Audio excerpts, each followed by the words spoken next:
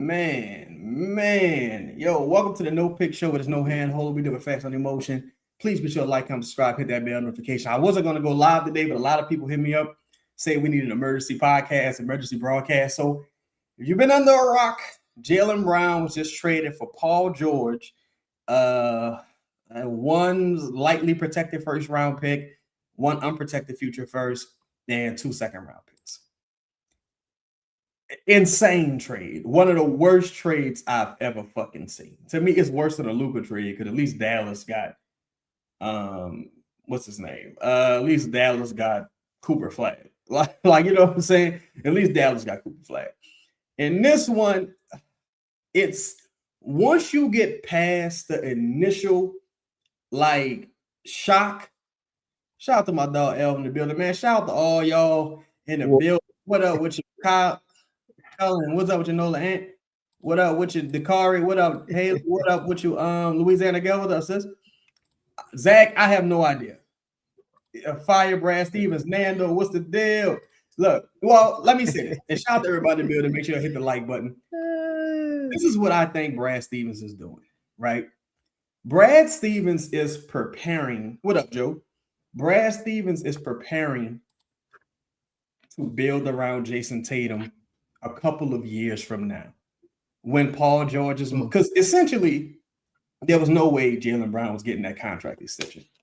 So Jaylen, his contract was basically going to be the same as Paul George. It was going to be about 2 years before they ultimately moved on from Jaylen. I think Jaylen being moved was inevitable.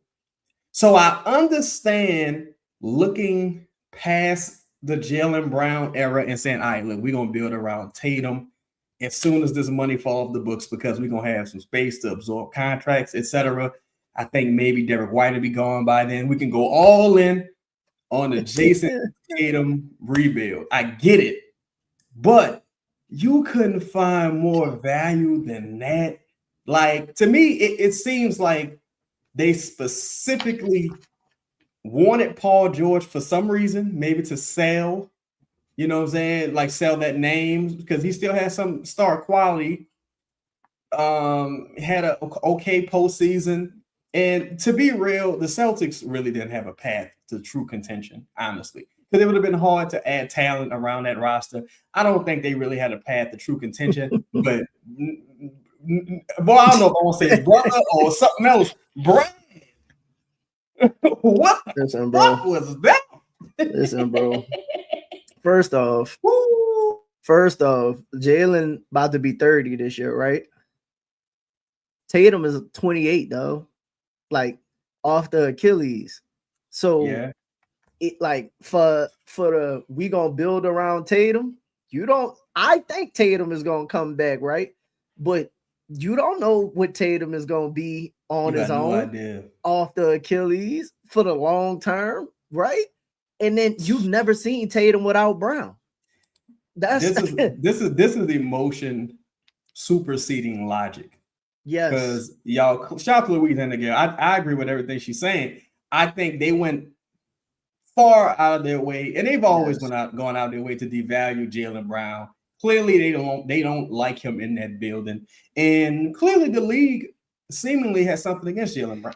So, I think I know what it is. I don't want to get too political on this show, but I know what it is, and it's insane to me that you would cut off your nose to spite your face in this situation. Listen, if y'all in Boston, teams do it all the time. Look, if y'all in Boston, y'all need to hijack a fucking shipment of Guinness beer and dump all that shit into the river. Y'all need to revolt. This is crazy. Listen, bro, I'll say this. How Dallas got blessed by the NBA with Cooper Flag for taking care of LA with Luka. Mm-hmm. That is not going to happen to Boston.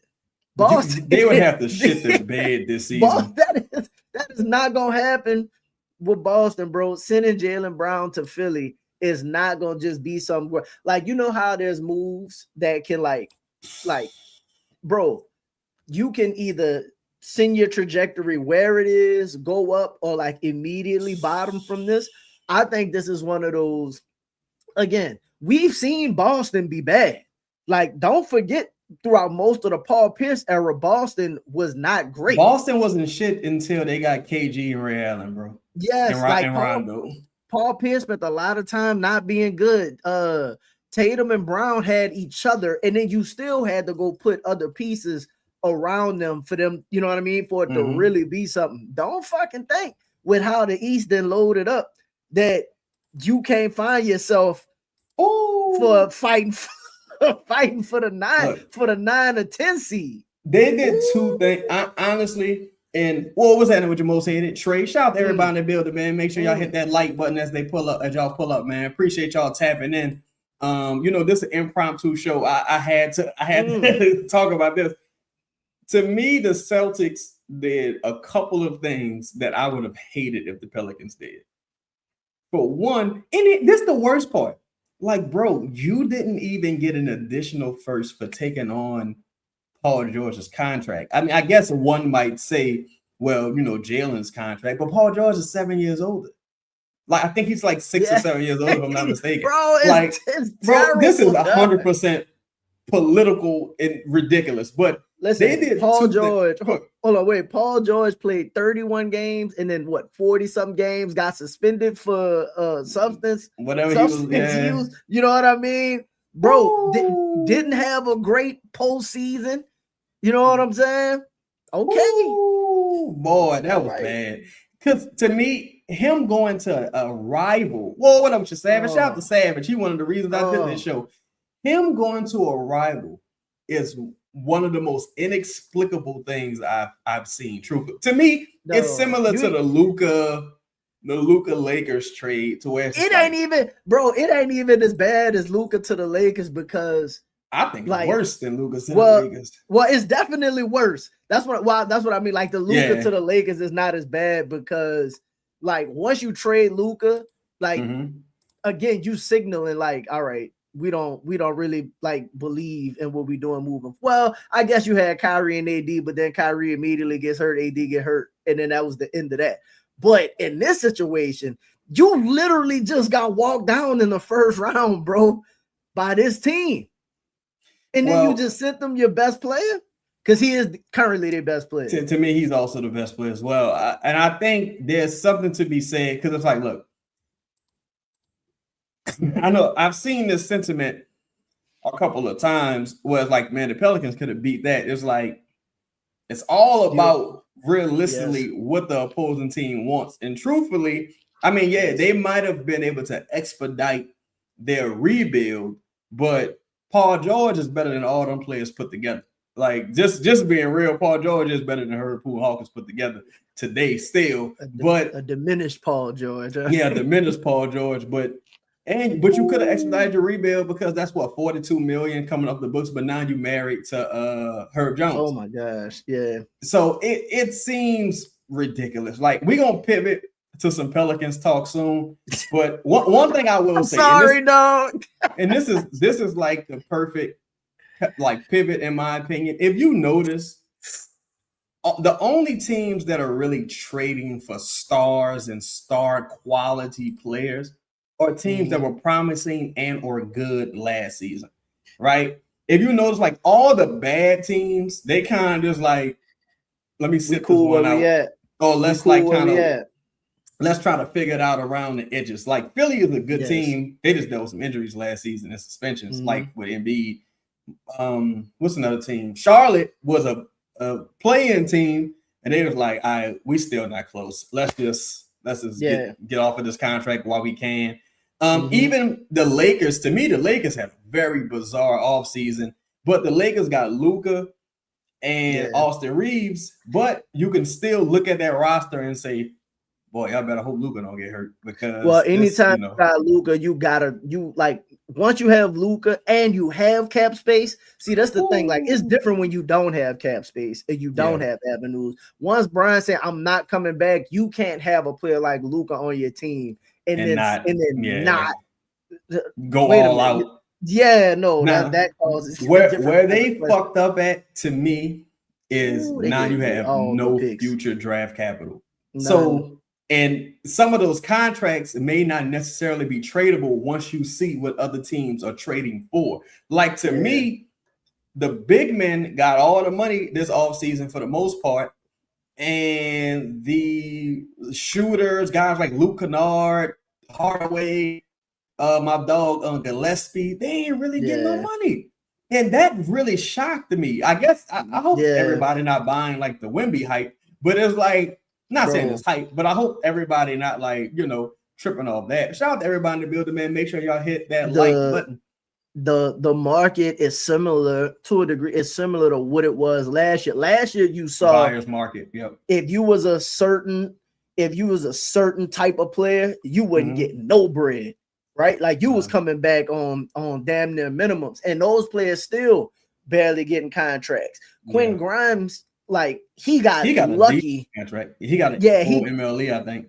But he got lucky to be in his situation, his situation. Kelly Oubre didn't really get a good contract either. Nah, but I mean, again, you talking about most of these dudes getting like 10 mil max. So you know what I mean? And if that's to go to a different team, and that's probably an overpay. No, like, that's probably Jock Landale. And shout out, we got 105 people in the building. Make sure y'all hit that like button. No, Jock Landale got 1 year, $14 million. If the Pelicans would have done that, shout out to Joe, man. Look, I ain't shouting them out just yet. I'm gonna keep it real. Wait for this, for not doing this deal? Oh, for the 3 firsts for Trey? I don't know if I would have done it. Honestly, that's what I'm saying. Shout out to him for not doing it. I don't think I would have did that.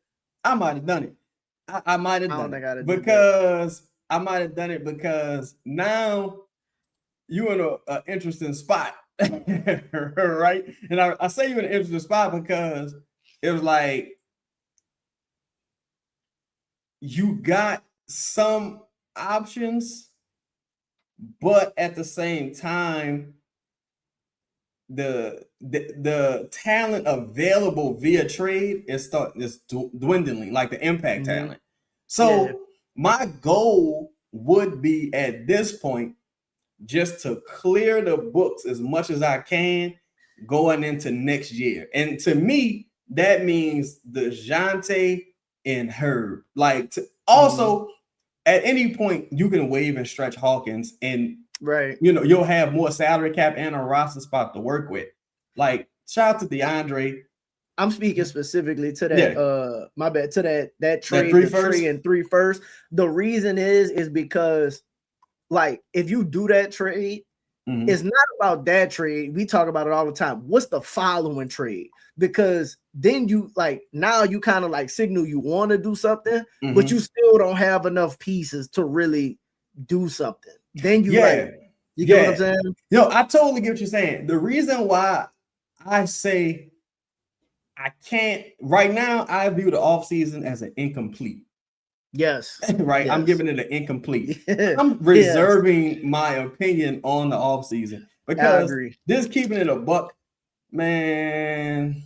The DeAndre Jordan thing, it was cool, but that wasn't like the consensus didn't receive that well, being the first move. Right now, things are kind of like drying up on the market. They still got a ton of very good players on the market, but things are drying up for the quote unquote top end talent. Now, one can say you never really had a chance at those guys anyway. You wasn't getting fucking Walker Kessler. Like you wasn't getting those type of players.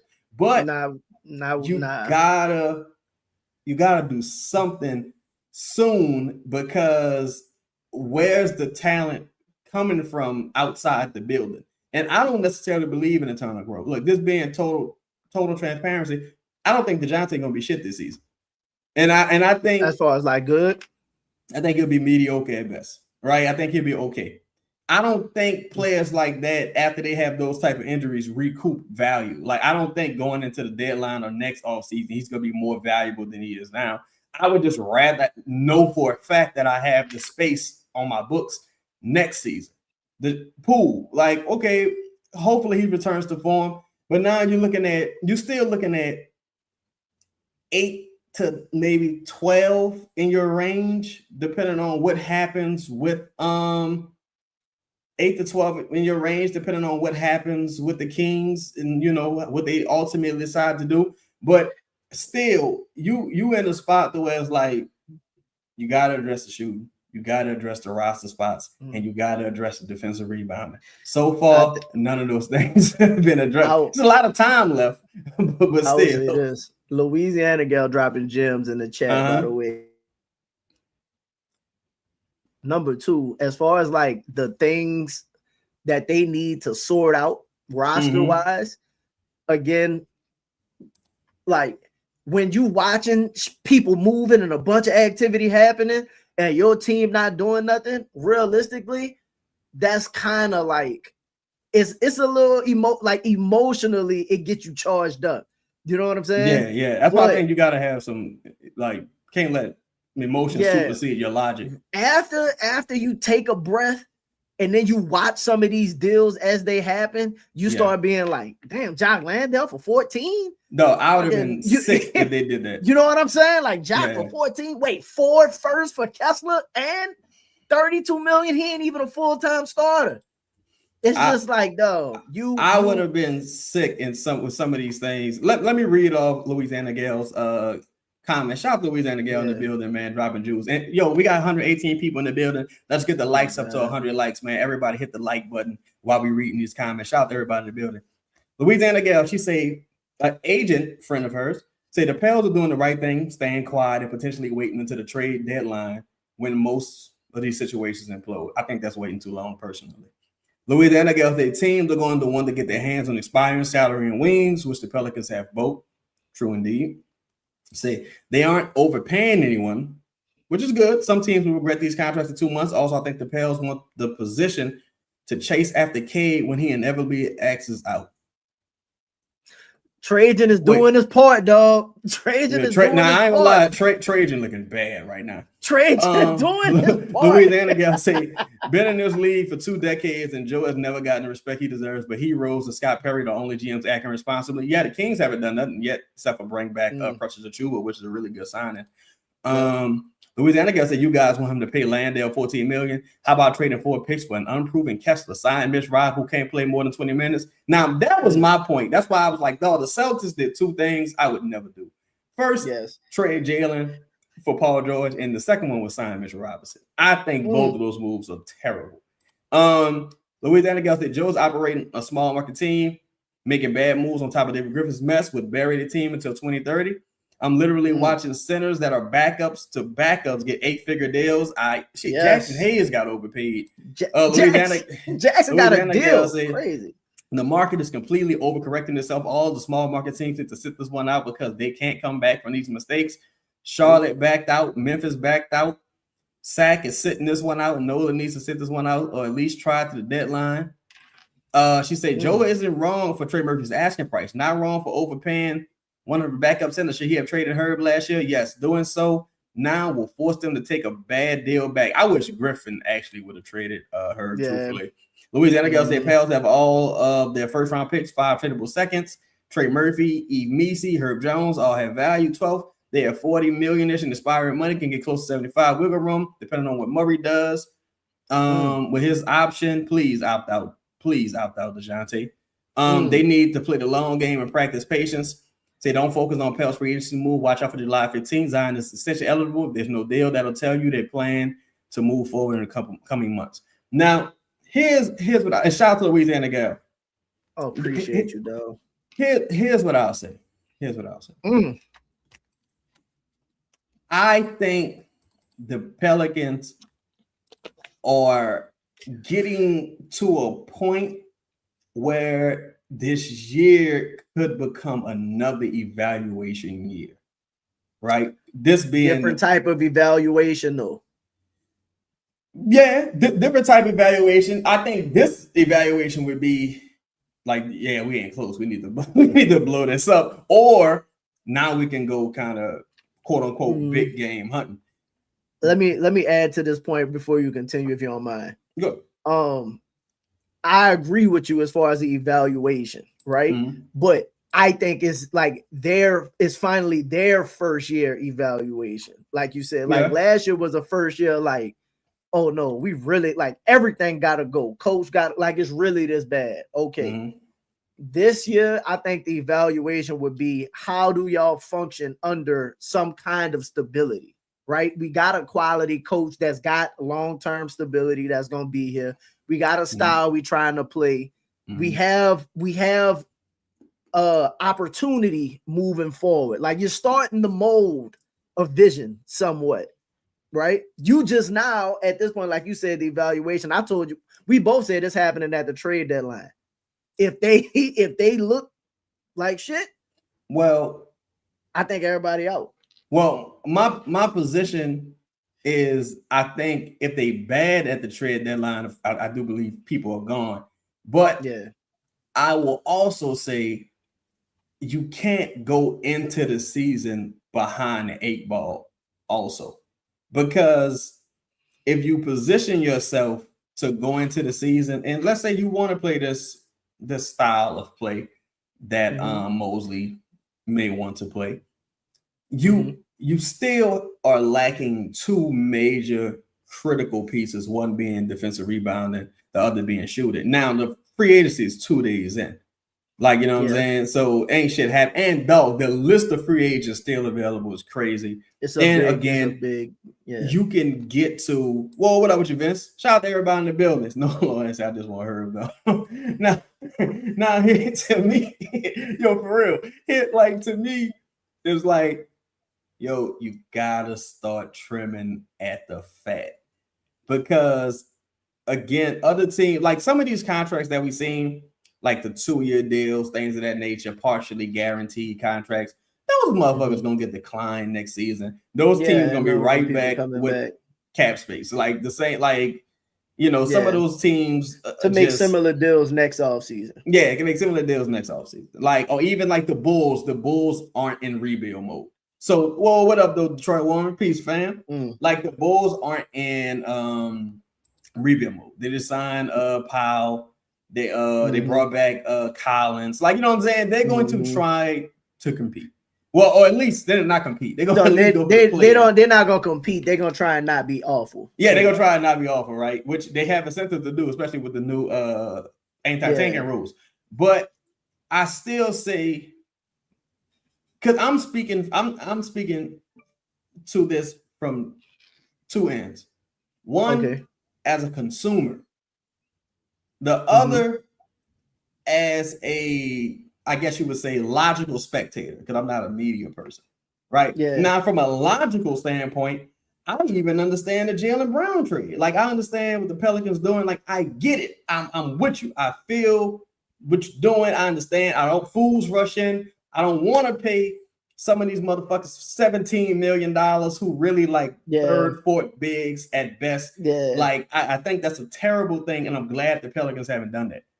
But on the other end of it, on the opposite end, it's a situation where you look at it and say, damn, a lot of these trades, and just because somebody got traded for cheap, that doesn't mean he would have been cheap to you.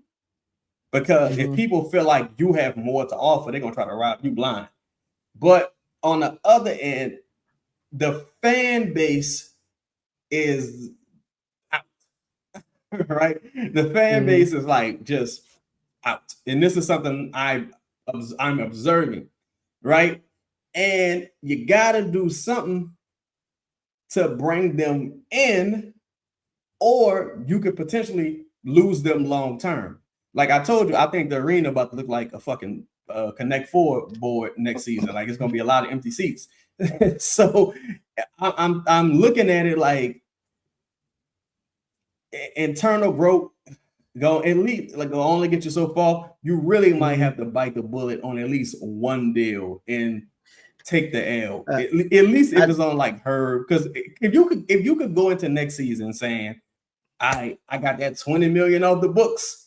Now next season we cooking with gas, baby. Then it's gonna be like, like you know, you can do something. Shout out to Louisiana Gift. She said Pressure Chua agent told Joe they wanted a full MLE to sign Enola and then took a lesser deal to stay in SAC. Exactly. Same thing probably happened with Kevon Looney. That's the most money Kevon Looney ever made in 1 year in his career. So that kind of go to show you that like free agency not really gonna be a play unless you get to the tail end of free agency. Or you overpay a person in the short term, like Gary Trent Jr. Maybe you give him $7 million or some shit more than he's going to get. I think Joe and we talked about this too, and this is why the relationships matter. I think they're gonna target people that they've always taught. Again, we talked about if you possibly could waive and stretch Hawkins. I don't see them. Yeah, I'm just saying. Let's say you did that move, right, or you just straight out cut him, whatever. Mm-hmm. Then you'll be able to create the space to bring in a player who Troy has the relationship with, and Marvin Bagley, right? And it might not be the most appealing move, but I think they're gonna make a move. Like I would like Marvin Bagley personally. Yeah, I don't mind Marvin Bagley, right? Yeah, so I would like that. Yeah, so like if you waited and then made the move for the guy that we've been saying that you probably was gonna make the move, that's why I was so mad about the Carlson move, because like all of the cheap options, I want all of the cheap options, like the under the radar. Give me some great value shit, like give me some great value shit. That's why I'm like, damn, that just went on the first day of free. Dog, for him to $2 million on the first day of free agency, that just shows me how cheap Portland is, because I just looked at that and it was like, what's the cheapest center that you could find? Because this guy can't play or whatever. And then they picked him and then brought him in. So my thought is to your point, I think they're gonna give Mosley, right? Yeah. Like I think this is experimental phase for all of them. So for example, Mosley got his off season. Instead of bringing in a bunch of guys, we saw what these guys looked like last off season. Mm-hmm. Let's see what Mosley's system looks like and what it does for these people, and not bring in let's not shake the boat too much, because for the most part, you have an idea, like these guys had a whole season together. So you have an idea of what they should look like, or potentially what they could look like. And even unless you're doing something major to address the rebounding, even bringing in players like Bagley, like even if you would have brought in like a Precious Achiuwa or something like that, right? It's only gonna help you so much. Like most of your production is gonna be based upon the players that you still have. I like Quentin Post a lot, actually. Yeah, I like Quentin Post out there in Golden State. I think, especially if they end up getting LeBron. I think, look, everything is a multi-step process. Right. I just want to to be fair, I want to speak on like for the fan base and some of the lack of I'm not even gonna say lack of patience. I'll say the lack of empathy toward this current regime, because that seems to be what it is. Now, personally, I think how the current regime being covered compared to David Griffin is totally unfair. That's my personal opinion. Right. I think this regime getting covered like Jaylen Brown was getting covered personally, because this regime made it. Shout out to my dog Zeke. He say, Chaz, we gotta do something. Appreciate you, fam. And look, Zeke represents the majority of the fan base. And I'll say this: no one's saying do something dumb. No one's saying do something like just this idiotic and irrational. But I do think people are saying you got to address one of the needs. What if your options are something dumb or nothing at all? Depends, right? Like, for example, this is totally hypothetical, and this may not even be an option. I think you have opportunities to do something in the short term that could pay dividends later on. But in the short term, it's gonna look bad. like for example, right? That's why I'm kind of like Derek Queen right now. You just went through that. Can you afford another one? Well, here's the thing: I don't even know if that's gonna ever pay dividends. But some people think it will. So I guess some people think it already has. But at the time, and this whole season was. This is dumb. This is like and then and that's the thing too. Is like to me, I think look, it's over, but I do think people viewing it through a bad lens on both sides. Yeah, right. Like again, just because you had Indiana's pick, that don't mean Indiana was going to tank. So let's say that pick becomes 15 hypothetically. Yes. The Derek Queen thing. Like Noel and Fleming, you're not comparing those players to Derek Queen. You have to compare what you could have done with pick 8 to Dairy Queen. Like this hypothetically, if you could have traded pick 8 for fucking Kessler or whatever you could have done, this hypothetically speaking, like that is better, more of a righteous comparison in my opinion. Or you could have drafted Gotmo Johnson, Adara, whatever. Like, you know, it's different things you could have done. You didn't have to draft Fleming, like if you had pick 8. But I think again, you gotta at least get to the point where next year's books get cleaner. Like you gotta give yourself an opportunity, because you inherited a fucked up situation with DeJounte and Herb being hurt and Hawkins and all these fucked up things you inherited. But you gotta start, trimming the fat. You don't want to compound your issues. Another thing you could do thing you could do is hell no, Raphael. Once the season start, right? Once the season start, sometimes it don't take long for you to identify players or people to be disgruntled and people to move. So like, while you could do something now to go into the season, it also could be James Harden got traded like not this year, the previous year when he got sent to. Well, he was doing something weird, but yeah. Well, I'm just saying, but that's my point. Like, there are certain players like we didn't expect Jaylen Brown to be moved the way he got moved. So you could go into the season, and if you still have some of your assets, right? There could be a player in the first week or two of the season that you didn't think was going to be available, and then you could be in position. So that's. Shout out to Sir Charles, right? Sir Charles, he said that Turner deal looking better and better. Now, to me, I compare this to what Lala said, right?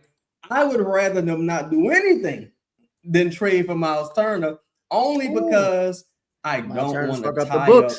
Because to me, the Pelicans got to survive this year. If you just survive this year, that's how low the bar is. You just got to survive. I'm trying to help you survive. I ain't trying to. Winning the series would be nice. I just want them to survive and clear the books.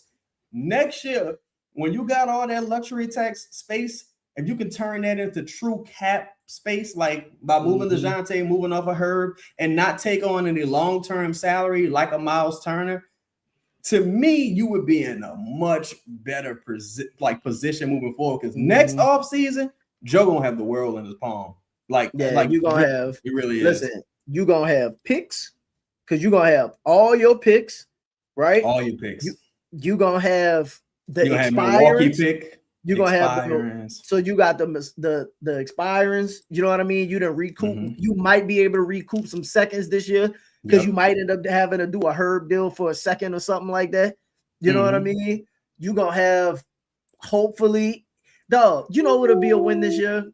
Like, I'm gonna be honest, you know, it'll be a win this year to have another season, right, where everybody finished the season relatively healthy. Like, I know that don't seem like much. Nah. No, that's what I mean. This what I mean. Okay. That's what I mean. Because you won't have let's say somebody get hurt first half of this. Let's say Trey hurt first half of the season or whatever it is. It just fucks up everything. Like if Trey is here and Trey hurt, just really throws off, especially if you didn't bring in no extra shooting. It might force you to make a move to go get some shooting. You know what I mean? If we could get through majority of the season with everybody relatively healthy, then again, the evaluation of Mosley will be better. The evaluation of your players going into I'll take Wendell Carter. I'll take Wendell Carter. No, I'll laugh and say we cheering for help. We down. No, bro. Listen. Philly just made that move. You know who helped they cheering for? Embiid. So if you could get Embiid to the playoffs, y'all might have a shot. I think. We ain't worrying about winning no chip. Like, we ain't worrying about. We not a chip team this year. Like, we're not even operating as that. Shout out to the homie Ed in the building. He said, was the Pelicans actually a bad team, or was the coaching that's holding them back? I think a large sum of it was coaching. Also take into account DeJounte was injured. All of the season. Yeah, all the season, even though he ain't shit, but he was injured. Then even without DeJounte, they were still competing. DNPs. Poole was getting DNPs. Derek was a rookie. Fears was a rookie. Zion had his lowest usage in his career. Trey had a mediocre year. Herb had his worst career year. Yeah. Like, to me, again, some of the criticism on the front office is totally unfair from this standpoint. Even with like the Herb extension, for example, Herb and Hawkins. Yes.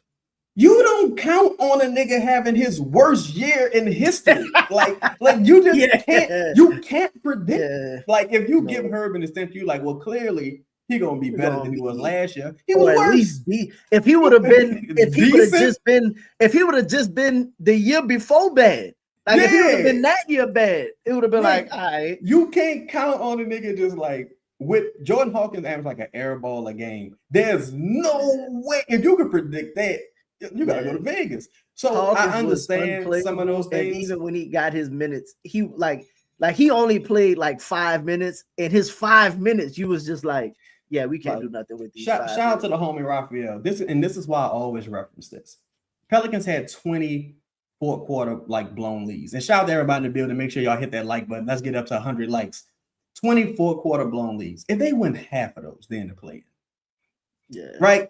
If they win half of those, they end up playing. Golden State hasn't made any additions just yet. They praying that Porzingis figures it out. I'm hoping that he's okay this year too. They hoping what's his name? LeBron comes there. I don't know what's going on with Dallas necessarily. Like, a lot of teams seem to just be doing shit, right? Yes. A lot of teams seem to just be doing shit. My mission right now would be, let's get off the bad salary for next year now. At least Herb, because if you could get an additional $20 million next year, right, you'll have a lot of money to play with via trade and things of that nature. Also, I don't think Herb will gonna help you win much anyway. So I would much rather you look to, like, you don't have to do both moves, because 2 offseason moves typically don't happen, like multiple offseason trades typically don't happen. But I think you at least got to start trimming the salary for next year. Or next year, you're going to be in the same spot. Saying, well, damn, and we only could get all, because next year, DeJounte and Herb still on the contract. So you'll really be in no better position. Well, you'd have pool money money that fall off. Like, hypothetically speaking, right? Let's say pool money fall off. Right, and let's say you release this cap hold. I think you're sitting there about $20 million in cash. Now you still got a ton of money from the luxury tax. Like, you got a ton of money. Then let's count Sadiq's extension. Let's say Sadiq get about 18. Right, you still got a lot of luxury tax money, like space rather, but now you don't got no liquid. Like, your liquid cash ain't really there. So that's why I say, like, with a DeJounte, with a Herb, Hawkins is done, but with a DeJounte and Herb, I think you just gotta move off of them dudes, though. At least Herb. DeJounte, I understand, but at least another thing you could do next season. Let's say you don't move Herb this year, or you don't move DeJounte this year. One, I think if they're bad, like, let's say they're terrible this year, I don't think DeJounte gonna I think they'll blow it up, but I just don't know if DeJounte gonna opt into the money if they terrible again. Shit. You know what I mean? You think you gonna never get $30 million again in his life? Hell yeah. But again, it's not about like getting 30. For example, some people, if you got an opportunity to get a deal, you get what I'm saying? Because then you'll have, like, Richard have the flexibility to be like, look, we might not be able to get the 30, but we probably could go get, 2 for, I don't know, 2 for 3. It would have to be whatever. Like 2 for 20. It would have to be like 2 for 50. So, like, maybe you leave a couple mil on the table. But you get a little more security or something. So, like, that'll be an option. Also, if you have the pool money that falls off, right, you could always use Herb to trade and take back. Like, that's the issue that you kind of having right now, where let's say you did want to trade, I don't know if it's a bonus, hypothetically, right? You can't do the uneven salary trade either. You don't just have the space to take on someone else's salary. So you would have that option. Yeah, it would depend, but I'm just saying you'll Yeah. have that available to you if it's just like, look, at some point we just need to get off Herb. You'll be able to. I think everything will be a little bit easier, honestly, once the season starts. As far as like moving the players. Because right now, the cost of what people going for, like you really would just have to be like, fuck it, I'm taking the hit on her, which is what you want to do anyway. I think you gotta do that because right now it's the cheapest. Like, because realistically, the only teams that are really be looking for Herb Jones will probably be contenders. So if you're a contender looking for Herb Jones, you know that's a little bit different because they ain't like you about to get you're not about to get an incredible return anyway, just based on Herb's play. So 15 million going to a contender is a little easier to move versus the 20 million he's about to start making, and that's assuming Nick could play worse. I think Herb's gonna get moved by the deadline, though, because the way I see it's possible. The way I see it is, if let's say I'm a contender, I'm not using my cap space on Herb Jones right now. Like, let's look at it from a team that's building a contending standpoint right now, right? If you was building a contender, are you giving up any of your assets right now for Herb Jones? It would depend on the team. Like, if I'm the Cavs and I just lost Dean Wade, then like I'm trying to get LeBron. I can't worry about. But here's the thing. Even if you're trying to get LeBron, hypothetically, you're gonna be in the same position you was without LeBron. You're still gonna need a defender. But also, Herb is gonna be to me, I look at Herb as like, that's my last option, though. Like, I'm trying to do everything else before I circle back and get Herb. Me personally, if I'm trying to build I think, and shout out to everybody in the building, man. Make sure you hit that like button. I think when you look at it, just looking holistically, right? I'm just using Cavs for example. Max Strus isn't expired. Well, next year he'll be officially expired. So you just lost Dean Wade. You just lost Keon Ellis. You don't have any perimeter defense, period. Like, you don't have, like, you don't got nobody. It's Harden and Donovan Mitchell. Harden say he probably going to take a pay cut to see if you can get LeBron, right? So Donovan Mitchell's probably one of your last couple years to try with this iteration of the team. With a Herb Jones, is like, at least I got some perimeter defense. He's locked in, and I don't have, like, what's his name? Like, Harden don't have to guard Brunson. Donovan Mitchell don't have to guard Brunson. Like, shit named LeBron. Even if you got LeBron, you damn sure don't want LeBron guarding Brunson. So what I would do? Go ahead. No, go ahead. No, I just say that because, to me, one of the things, and this is not like this current regime's thing, I think I've seen people I've talked to in the fan base that feel like value only goes up. And it's like, no, shit could get worse. Like, for example, again, let's say Herb returns to like a decent player, like a decent role player. That's offset by him making $20 million, $5 million more. That because now, damn, if I could have gotten for 15, if he returns to quote unquote form, now I'm paying him 20. So it's like, and then I just seen a couple guys like Keon Ellis, Dean Wade, them motherfuckers, they not making $20 million. Why would I trade for this guy making 20? You know what I'm saying? So it gets weird. That's why I think you got to at least hit one in the off season and give yourself a real chance in the regular season, because I don't think nobody going in the regular season. Let's use that same example, right? I think let's say they sign Bagley. Would y'all rather be the Pels at a current stage? Question. I'm about to start this question. I'm about to start this question, Louisiana guy. That's a really good question. I've been watching a lot of Magic coverage. It's very interesting. I'd rather be the Pelicans than the Celtics today. I'll tell you that. I'd rather be the Pelicans than a lot of teams. But I will say this. Let's say you don't move Herb right now. And let's use that same example with the Cavs, right? If I'm the Cavs and I know I need defense, I might try every other option first. Maybe a cheaper option, maybe a different option or whatever, see how it works. But if I know I got the Max Strus for Herb Jones in the bucket, I might revisit that during the season. and be like, fuck, okay, we really need some kind of defenders more than we need the shooting. Man. Right? So if that's the case, then I will go like, I think a team like the Cavs, that's like Denver at some point gonna realize they need defense. The Cavs at some point gonna realize they need, a lot of these teams are gonna realize they need defenders.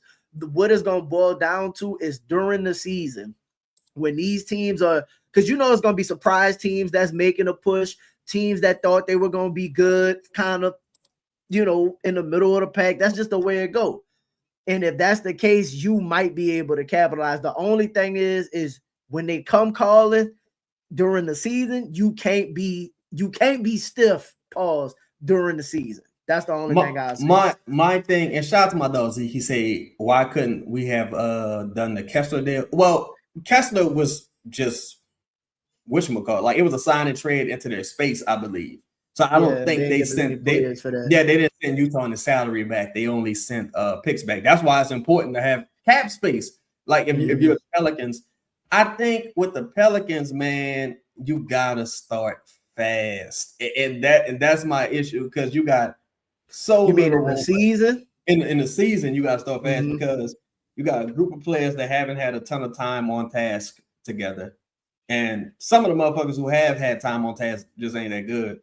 On top of that, you integrating a new coaching staff. You want to give them, you know, some margin for error, and you want to consider the injury margin for error as well. And there's also another thing to consider. Like, let's say with Trey Murphy right now. What I want to say. All right, let's say with Trey Murphy right now. Trey Murphy is probably open to being traded, right? That's the most I'll say. He's probably open to being traded. There comes a point where you like, man, I kind of get it. If the team been trash and is going to be trash moving forward, I get it. Yeah. And you don't want a situation where you might have a player that's not Trey Murphy who could be acting in good faith, saying, oh, nah, this team, we're going to be good. Yeah. And then you trash, and then it's like, all right, yeah, get me out of here too. So, like, you don't want to appear that you're not doing all you can to like put forth a solid team, or, you know, because right now I think the Pelicans are shooting for solid, like just solid. You ain't even got to be like great. What does solid get you? What does solid? You gotta be firmly in the play-in. Like, you think as currently constructed, they're playing team? I think they're a fringe playing team. Like, it could go either way. And I say that because the teams that I think are on par with the Pelicans, or maybe like coin toss, I would say Dallas, depending on what Dallas decides to do. Golden State, Sacramento, of course. I just don't trust Houston, but I'm gonna leave Houston as above the Pelicans, just for argument's sake. Memphis. So let me just go to Tankathon real quick, and I'll look this up. While you look that up, I'll say this: all of the teams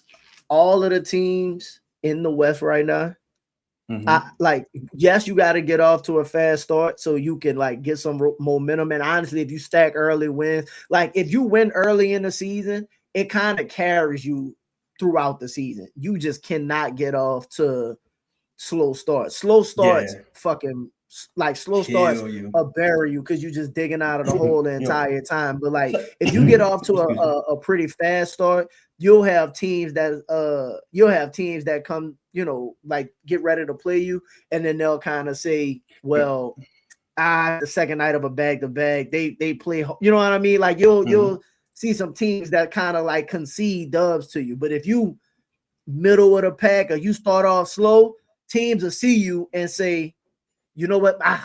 Let us get up and make sure we get this dub. You know what I mean? And shout out to the homie Don Guillory. I agree. Like, to me, I think Minnesota's a wild card, and I also will say that I think the Clippers got worse without Kawhi. And shout out to everybody in the building, man. Shout out to the homie Jeremy. Make sure y'all hit that like button, man. Let's get it to 100 likes. We got 144 people. But yeah, Elvin, I agree. I think some people, again, second night of a back-to-back, maybe some guys pull the plug. Maybe you match up well against some guys like you have historically with Minnesota and the Clippers. Like, just looking at teams in the West who I anticipate the Pelicans to at least be on par with or better, I would say Yeah. Sacramento, Memphis, Clippers, Dallas, maybe Phoenix, depending on what happens with Phoenix. I think Portland's better. Utah's clearly better. The Lakers are clearly better. You said Utah's clearly better? Oh, Utah head and shoulders better than Pelicans to me. You think so? Head and shoulders. Head and shoulders. Just like they got. They got so much talent. I think talent wise, yeah, but I need to see how it plays out as well, because all of the teams that got talent, yes, they have talent, but again, I only truly give the nods, and this is just me in general. I only truly give the nods to like great players, right? What up, Clutch? Like Luka is a fucking great player. Like you give the nod to the great player, right? Yeah, absolutely. Joker, great player. You get Shea, great player. Like even though I look at you and I'm like, yo, they got that's a talented roster. Is Triple J a great player? He's a very good player. We got very good players. I'm in all of these teams. You think the Pelicans got more than one very good player? Yeah. Who would be 3 very good players on the Pelicans? To you, like that's like very good. I think Z's very good. I think Trey is very good. Okay. I think I don't have any proof of this one. I don't have any proof of this. Okay. Right. But I'm gonna say Spears and Ace, very like relatively similar. If I wouldn't even count Ace, to be honest, but yeah, like I wasn't, Ace, but I'm just saying, like when I think about their young players, right? Like, oh, you must be talking about Peyton Watson. Yes, he's still. I'm saying like they're young players. You kind of gotta. It's a toss up, right? And how the young players are gonna come along. I think the edge goes to Keontae George to DeJounte, right? And like they don't have a center. Well, they got Filipowski. You got Laurie Markkinen, Filipowski, Nurkic, Collier. But Collier is like not saying that he's a bad player. Like I do think they have talented players. Don't get me wrong. And I think they got like the best coaching, top 3 coaching in NBA. I think that might be a nod, but I also got to see how that coach stack up to what our coach is now compared to what it was we had before. Again, if Jordan Poole ain't, is somewhat close to what he is, I think Jordan Poole's a really good player. Saddiq Bey's a good player. I think the Pelicans got a lot of toss-up players. Like as far as good or bad. I would say even like bad to all right. Okay. No, well, bad to solid. bad to solid, I'll say. Like, okay. I think Eve could be very solid. I think Carlo could be solid if used correctly in spurts. I think DeJounte can be solid to good, or solid to very solid, because he's coming off 2 devastating injuries. Solid to very solid. Zion, I think is a very good player in spurts. Trey, I think is a good player, but when I just look at like to me, the Jazz could have made the playoffs the last 3 to 4 seasons. And they just chose to keep pulling the plug. Like every time, like even a couple times we beat the Jazz at home recently, the Jazz just didn't play anybody in the 4th quarter. They were like, this is my concern or my question, I guess, about like teams like the Jazz, right? Because they haven't actually tried to compete. Yeah, I don't know what it's gonna look like if they try to compete consistently. You get what I'm saying? I do. Like, I get what you're saying. So I do think they're more talented. I do think they'll be the better team. I just don't want to come out and 100% say, hey, they're going to be the better team when they just spent 7 years of tanking, or however fucking long they've been tanking. Oh, shit, I forgot about the rookie they just got. Fuck. But yeah, Darren Peterson. They still got to make stuff work. You still just don't know. Like, you know what I mean? So I just don't want to say, while they do have talent, but we've seen people put talented rosters together and it don't mesh right away. You might make a late push in the season when you find some rhythm. It's just with teams like Utah, I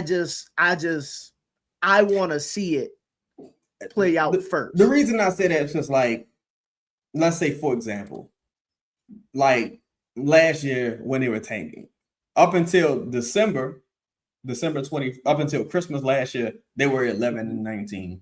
And this is wild tanking. Now, I don't even remember. I know the Pelicans was below double digits because they finished the year below double digits. We was like 6-19 or something like that. And then we ended up losing to the Bulls. And it was, I don't even want to relive it. It was so bad, right? Yeah, no, couldn't win double fucking couldn't digits. Get the 5 wins. You couldn't to get me, 8 wins. That's the coach. To me, that's the motherfucking coach. Now you got a new coach. You should have more room for error. I would imagine. Shout out to the homie Jess in the building. Yeah, Ben Mathurin is still available. He's a restricted free agent, but he's still available. Shout out to Be Supreme. Peace to you, God.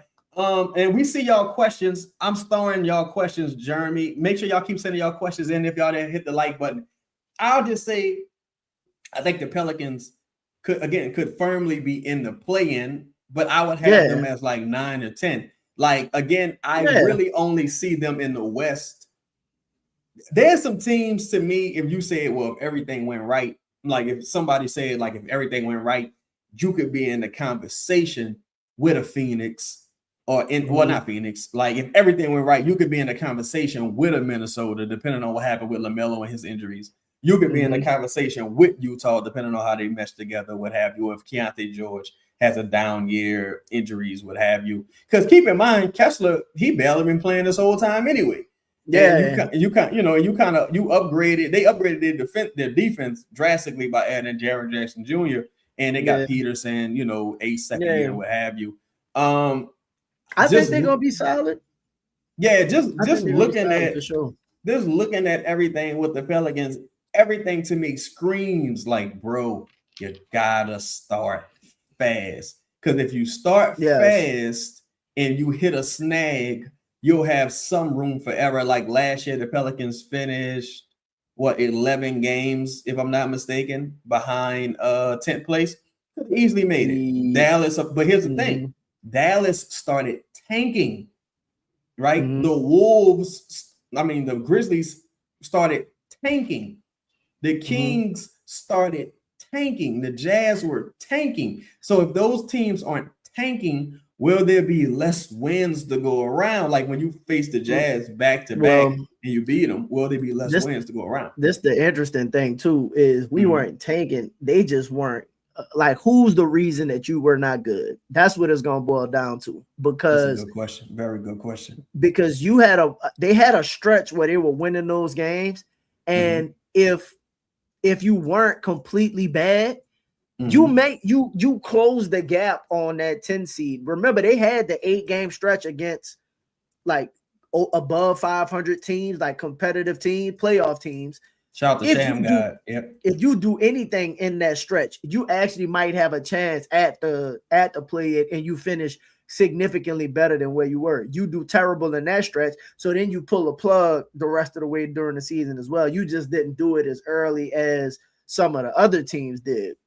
So it's just kind of like when I'm looking at them, their biggest issue has been not only just the health, not just the health, but the consistency. Like, can y'all at least be the same team all the time? Let me ask you a question. Would you let's say you could predict their first 5 games, right? Like, what teams would you want the first 5 games to play? Typically for me, I want to start the season playing, it's different now. I would like to start the season playing newly constructed teams. Like, I would like to play the Lakers and shit like that first. I don't like to play young teams first because they don't know that they're bad yet. So if you go out there playing a super young team, they'll bust your ass. If I'm the Pelicans, I want to play like Denver. I want to play the Lakers. I want to play no OKC. Maybe the Rockets. Maybe the Clippers. The Clippers, Minnesota, Phoenix, like Golden State, some like the older weather teams, because them young teams, Portland, all them teams, for one, they're not gonna be bad, I don't think. But even if they will be bad, they don't know they bad yet. So No. when they play you, they're gonna have all the confidence in the world. Yeah, they out Like, there you know what I'm saying? working on this shit on you. Yeah, they gonna, them motherfuckers gonna go out there at 100% confidence. Give me like, ooh, I don't know. We always starting on the road and shit too. Like, let me start with some home games too. Like, start with. I don't think it's gonna matter. That arena gonna be so fucking empty. Look, it's gonna be. I forgot who we played last year. They were like, damn, it was more of them jerseys in this bitch than it was regular people. It'd be like that because you know Saints season still gonna be going on too. I think you start to see some Pelicans fans pour in like January, December. Yeah, Fears and Queen both playing in summer league. To my understanding, they both need to play, in my opinion. Yeah, man. So what's your go ahead? Nah, Joe and them betting on right now. You betting on like chemistry and upside. Right now, you betting on chemistry and upside. And I don't know if like after so many moves have been made, you still got moves you can make to get better. Don't get me wrong. But like I don't really know. Like hypothetically, let's say they add Peyton Watson, right? Let's say you added Peyton Watson somehow. The Pelicans? How much better? Yeah, I'm just saying hypothetically, how much better would Peyton Watson make you today?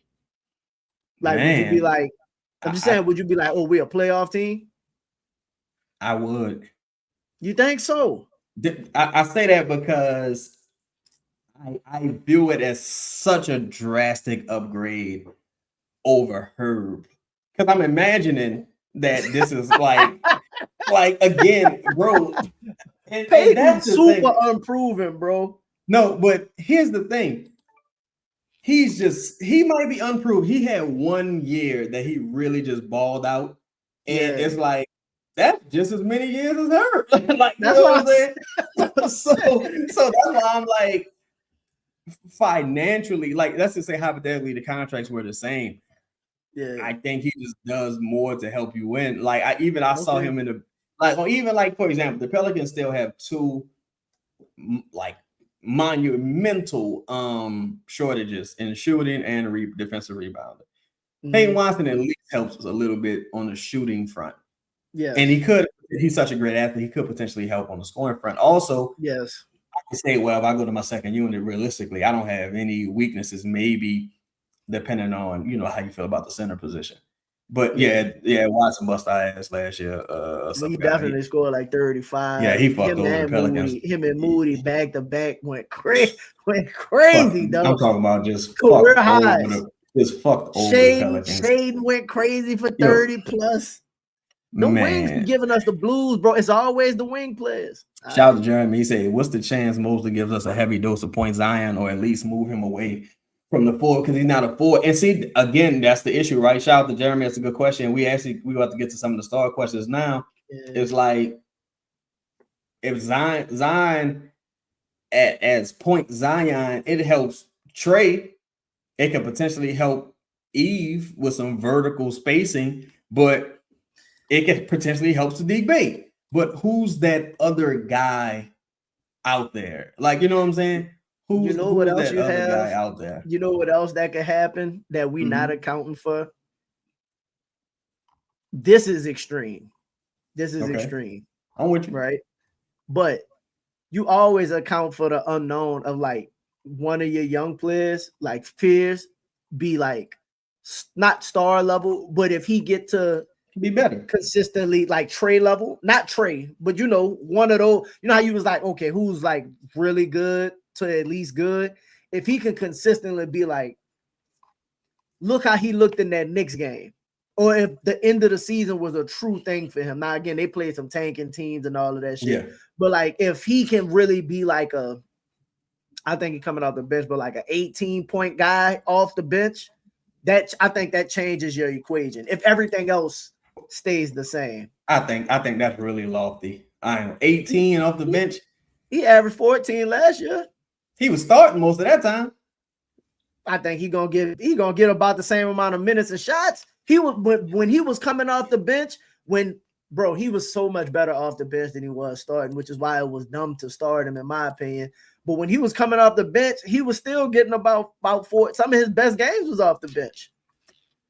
Man, shit. I hope so. I certainly think it's possible. It's so tough for young players because, like, I don't know what Castle did during the season this year, but it's like it's just tough when you go from being the guy, now you the second unit guy, and you got to imagine DeJounte gonna get about 30 minutes. Maybe there's some DeJounte Fears lineups to where they try to play those two together. I'm just interested to see like what exactly his role is going to be moving forward.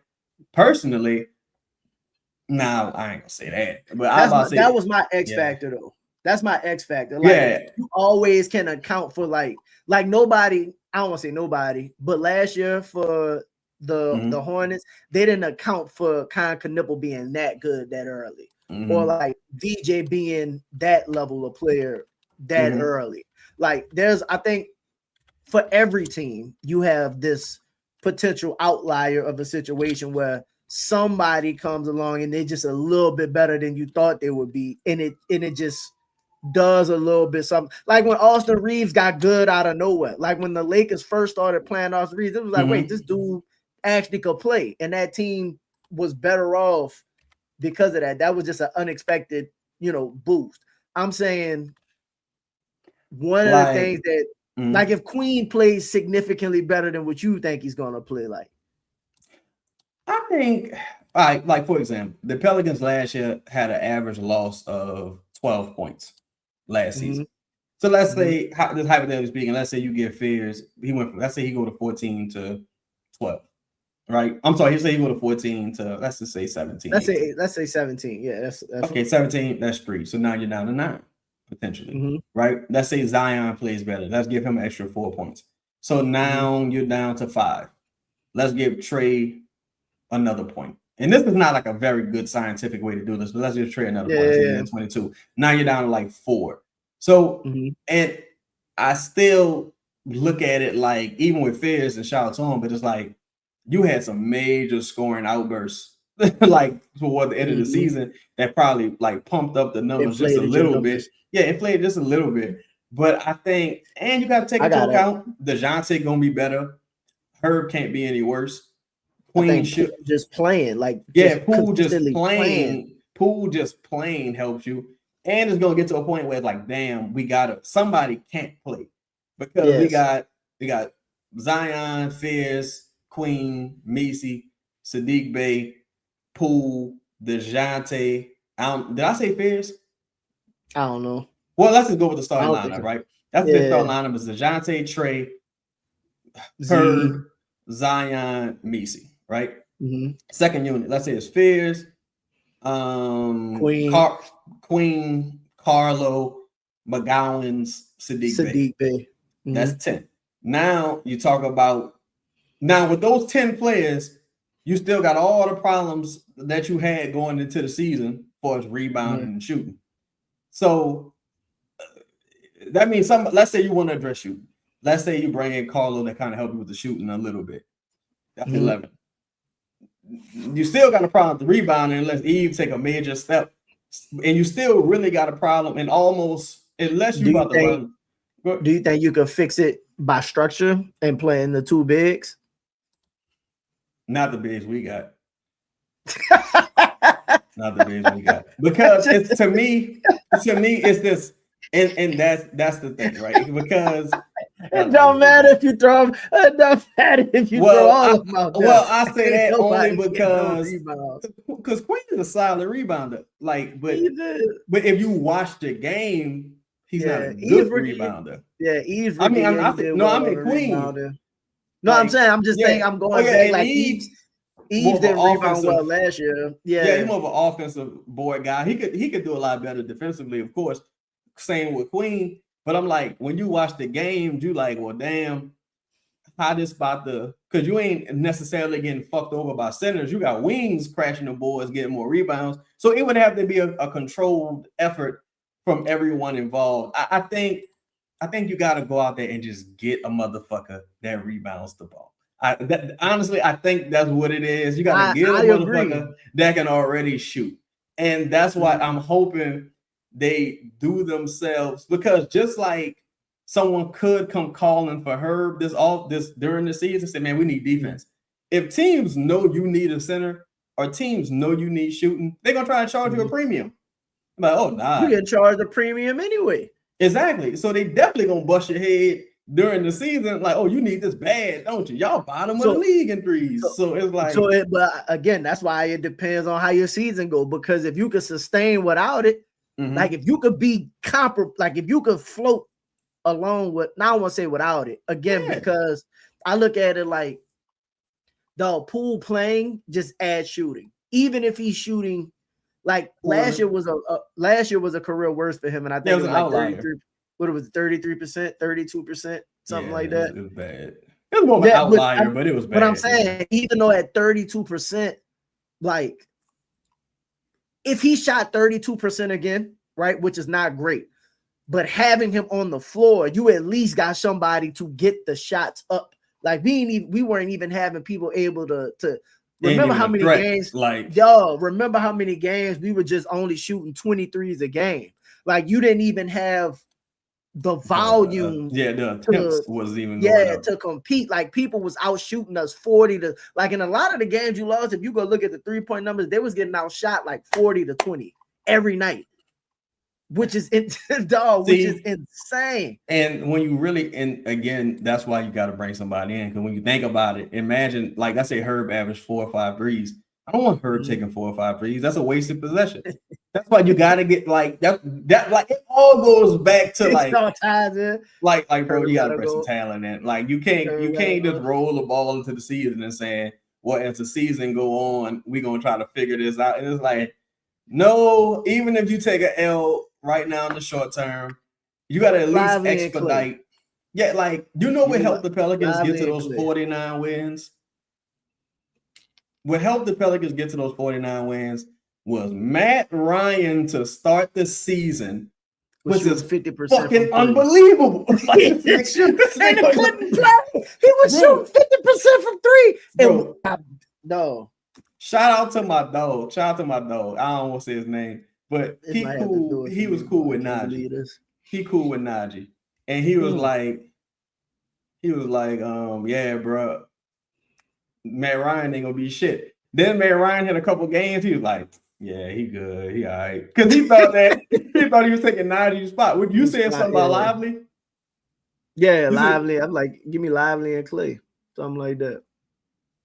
Yeah, I mean, fuck. If they look, I'll take the chance at this point, because I need at least some contracts I could walk away from next season. Like, I don't think none of these dudes who was bad last season about to become positive assets. I think at best, would you do Lively and Clay for Poole? Would you risk that expiring for that?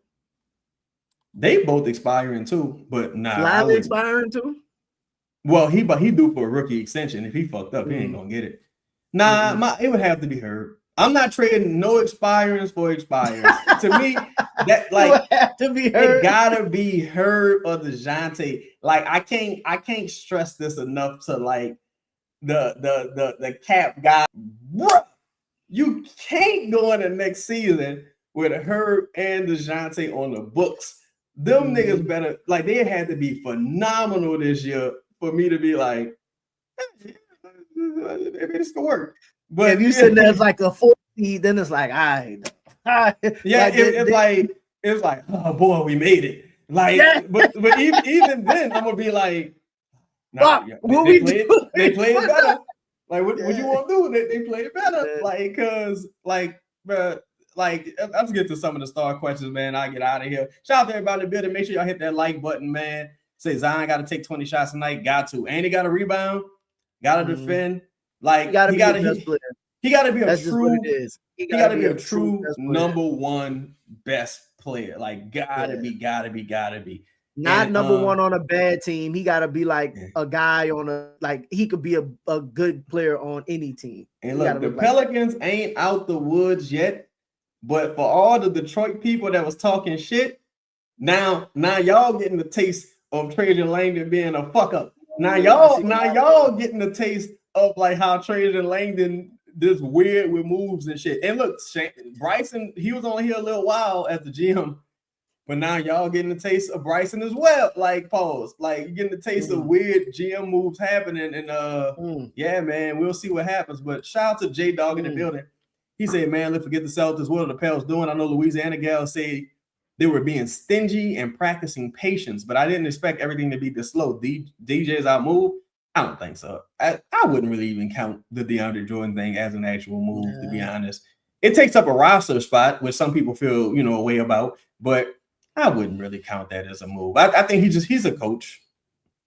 With everything that's happening right now, with all of the moves that's being made, I think how everybody is getting overpaid. With all of the overpays, you got to be patient right now. I think you have. I don't think you can afford. Like, who's a player that you would have been okay giving $15 million to that's got money right now? Like, that's got any of the money so far? Probably John Collins. John Collins is probably where I. What did John get? I got like 18, huh? I gotta look. I don't even think he got 18, but probably John Collins. That would probably be the only one that. Yeah, he got like 17, 18 a year, something like that. I think it was 3 for 51, something like that. John Collins contract. What'd you get, homie? 3-year, 51. So yeah, he's one person I'd have been comfortable. 17 a year. Yeah, I'd have been comfortable doing that. Okay. Shout out to Saints Pelican. He said he could have got Kennard 6.5. But see, the thing is too, like before, I know you couldn't give Tim Hardaway enough money to come to the Pelicans. So I don't know if Kennard feels that way as well. He might have been more open to it than Tim Hardaway. That's why I'm like, bro, you got one thing. Look, I'll say this. I don't know that Joe feels this way or the front office feels this way. I don't know that. But the thing with David Griffin that I think was a culture shock to him is that, like, y'all can't get no free agents down here. I didn't realize that. And I think every front office comes to that conclusion once you get here and be like, wait, y'all don't want to sign with us? Why not? And you got to end up overpaying motherfuckers. And I think that's why I say you can't wait to the most. Willie Green going to Dallas as a top assistant. Oh man, Willie Green, do us a favor and sabotage them. I wish it was Borrego, but that's why I'm like, you can't really count on free agency, like, because some motherfuckers just ain't going, they just don't want to be here, and ultimately, and that's the fucked up part about being in this front office is like not a great market. Like it's tough to turn it around. Shout out to Quindrick Woods. He said, it seems like Joe is doing a slow rebuild, but it's not public news. Wouldn't be surprised if he keeps expiring contracts to clean out books unless they get players that fit the mold. Well, there's only 2 expirings, Quindrick. That's the unfortunate part. There's only 2. Yeah, like, what's crazy? I was talking to somebody today, and they was talking about like, oh, this front office did just as much damage as Griff. I'm like, now, first of all, just as much damage in one season, bro. Now, first of all, that's entirely fucking stupid and disingenuous. The second part of that is like, bro, let's say you think Poole and DeJounte are equally bad. Let's just hypothetically say that. Poole played more games last year, if I'm not mistaken, than DeJounte played the last 2 years combined, if I'm not mistaken. Right? Because even he could have, like, he wasn't injured. Then you take into account Poole expires. DeJounte still got another year, and you traded a fucking first for DeJounte and Dyson Daniels, and you wasted the second round pick on EJ Liddell. That trade by Griff is just a disaster. It's been a disaster by David Griffin. And it's one of the reasons the front office can't do shit. What you about to say? No, I was just saying if they would have did nothing last year, you would be okay-ish right now. That's okay-ish. Like if you don't, because now you have Herbs expiring, CJ would have expired. Oh yeah. Like, I think worse. That's doing absolutely nothing. Right. I think the worst thing, you probably wouldn't have Sadiq Bey, to be fair, or PB, but I think the worst thing last year was The Herb thing. The Herb thing. The Herb. I think it's worse than the trade. Honestly, I think the Herb extension was the worst thing. Because I was kind of like, please trade her. Like prior to the extension, I'm like, no, this is not going to be very good. Nah, so, but I can't imagine them doing. We'll see. Zeke say, why couldn't we have? We spoke about that because they had the cap space. Space. Shout out to Louisiana guy. They say, would y'all rather the Pels be in the current state or be Orlando, who's damn near second apron team and probably won't make the playoffs next year? Oh, I'd rather be us. Because if Orlando decide to get out their situation, I could be like, here go Herb and Hog, and let me get Franz, or let me get one of them. At some point, you're gonna have to decide. I just don't think you're getting them for Herb and Hawkins. No, I'm just saying if they a second apron, they about to be a second apron team. I think they about like they may be like $4 million from the second apron. So like if you a second apron team with a brand new head coach and you don't know what's going to at some Anthony Black extension getting ready to come, you're gonna have to decide on. Bain got a deal, like Franz got a deal, like you're gonna have to decide on somebody. You just got to be in position to capitalize. Yeah, I think the Pelicans got a better path as far as you could realistically rebuild or like retool quicker, and you're not in the East, at least not yet. And I'm gonna say this, guys, I saw this written somewhere in ESPN. I said that. Shout out to my boy X in the building. I saw this written on ESPN like I want to say a couple weeks ago. If the Pelicans are advocating for going to the East, stop now. Stop today. Stay in the motherfucking West where it's safe. Because everybody like the East got at like 4-5 teams that you can say they can be champions. Like the East about to be the East. The finals gonna be in the East this year. To me, like as far as like the best team in the NBA is probably gonna be in the East this year. Maybe. Yeah. I think a West team gonna have the best regular season, like normal. But the East is gonna be all right. I hope Minnesota and Memphis go to the East immediately. Like get that's what this talking about. I know they was talking about sending at least one, but I think you gotta send two because you gotta send two. Because if Portland sells to Vegas or Seattle, because Portland right by Seattle, so hey man, Portland. I ain't gonna say that because I don't want nobody to lose their team. Nah, I don't think Portland gonna move. I think they was talking about adding new teams, but either way. Well, I want to say that because the dude he got like an arena deal, the owner, and he like, I saw that. I saw that. I saw that. I saw that. I agree with you, D. If I'm them, I'm waving and stretching Hawk and signing Gary Trent Jr. if possible. I give him just a bloated 1-year deal. Shout out to Louisiana gal in the building. She said, from everything I was told, Trey hasn't requested a trade. Sam Amick say trade requested out. I'm not close to anyone in Trey's camp. Have either of you heard that he's actually requested out? I've heard he's very open to taking his talents elsewhere. I haven't heard he requested out. I heard he's open to taking his talents elsewhere. I think everybody's kind of open. I'll say this. Zion is the only one who's like, I for sure want to be here. And I don't want to say for sure the only one. I'll just say if I'm a player in trade situation, like I'm not trying to be here as long as Zion and like not win. You know what I'm saying? Like Trey's a very ambitious player. Like I want to be able to make like Zion at least made 2 All-Stars, and Zion was a number 1 pick and did all of that. So like if I'm Trey, right? Like I want to have an opportunity to be, especially if it don't look like we're going to be able to achieve that.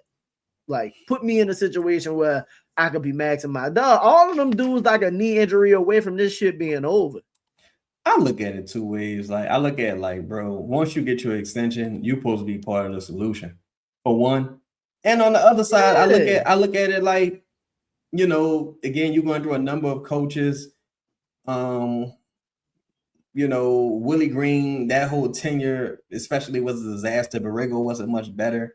Maybe you feeling, discouraged about what you perceive to be the direction of the new front office. I don't know that for a fact. One thing I will say, and this, I'm not reporting this, I ain't no motherfucking reporter.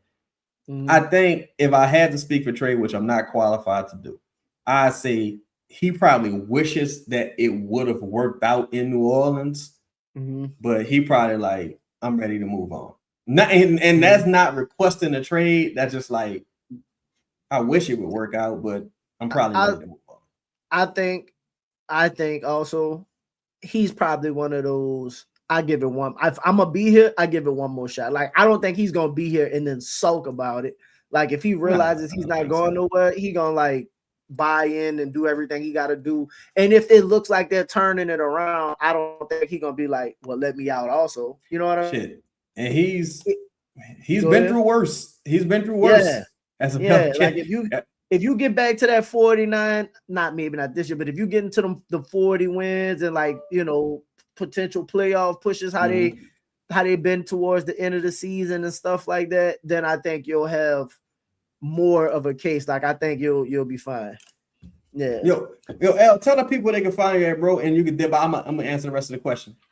For sure. Appreciate y'all, dog. Man, look, y'all can catch me on Pels in the Blender. Got an episode coming out tomorrow evening, man. Got some appreciate y'all. I'm gonna have Lito and Chris and my partner Mike gonna be on the show too, man. We're gonna do something else. So make sure y'all catch that.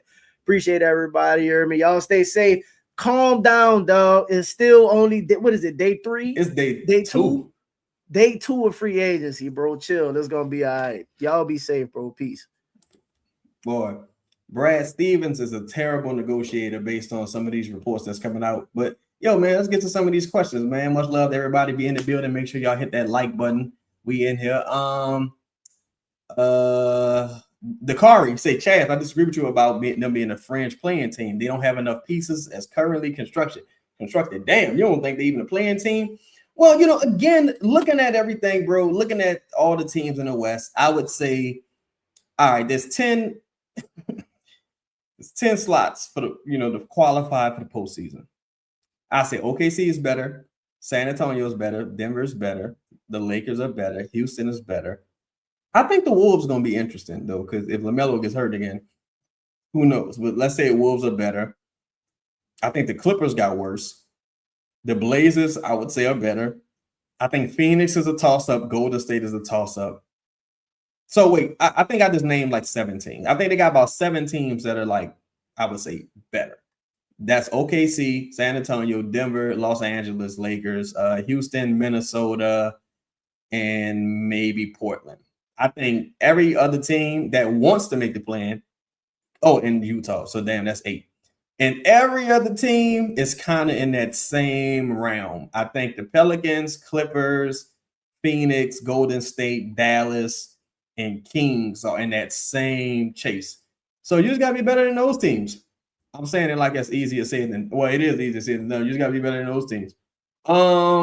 Tennessee said, why did they extend Hawkins? Well, I think they extended Hawkins because the Pelicans don't have a lot of mid-level tradable salary. Like, to me, I totally get why Jordan did it.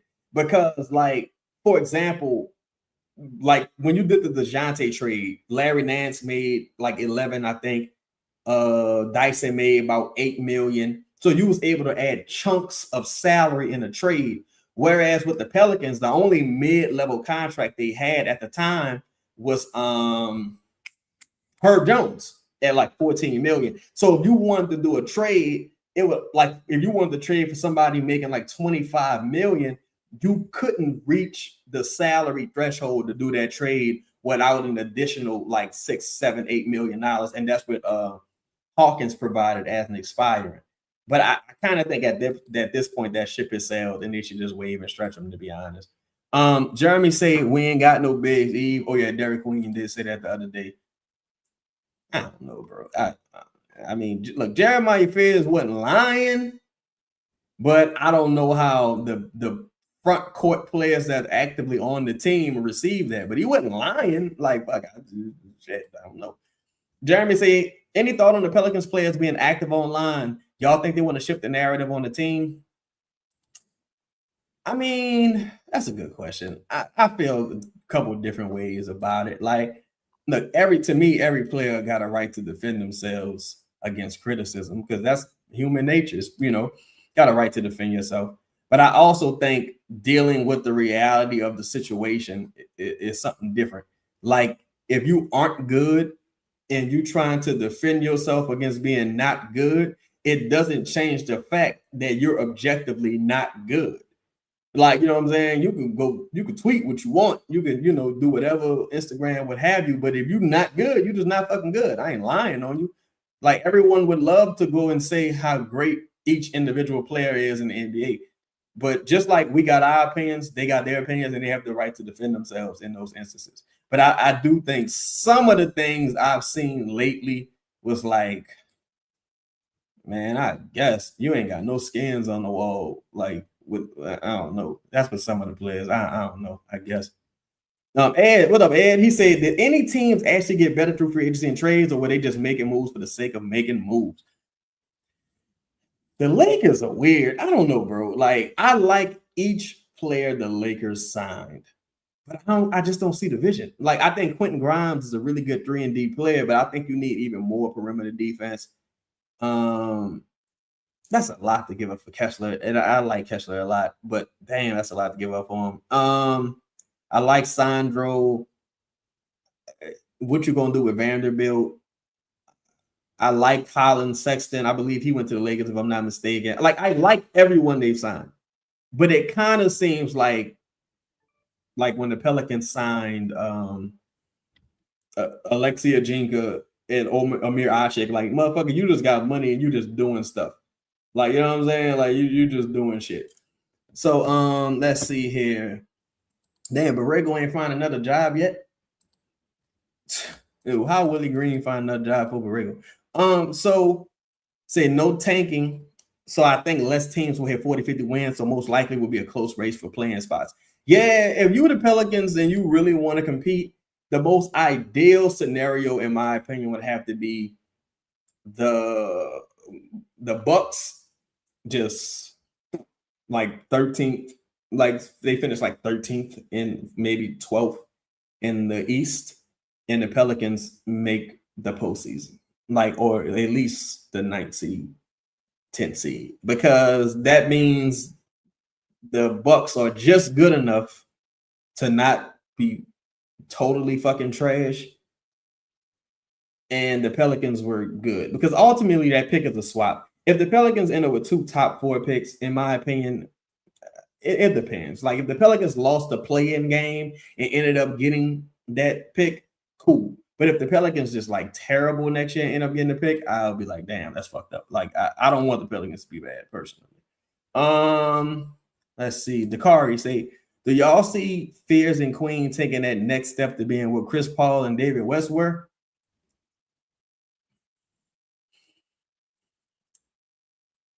I think Queen, he got a better chance at being David West than Fears got a chance of being Chris Paul. Like, Chris Paul was fucking phenomenal at one point, though. Like, I think that's lofty expectations, honestly.